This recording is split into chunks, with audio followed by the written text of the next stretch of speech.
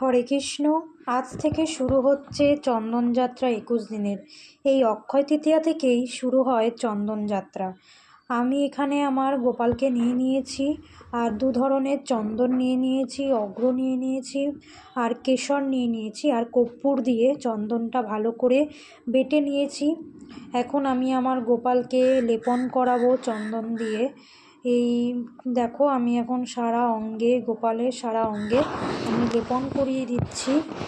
গোপালকে দেব সারা অঙ্গে, জগন্নাথ প্রভুকেও দেব, জগন্নাথ প্রভুকে অল্প দেব।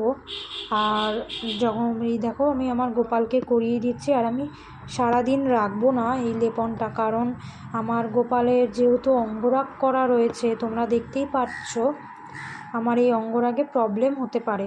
সেই জন্য আমি এখন এই লেপনটা করিয়ে একটু কিছুক্ষণ রেখে দেব, তারপরে স্নান করিয়ে দেব।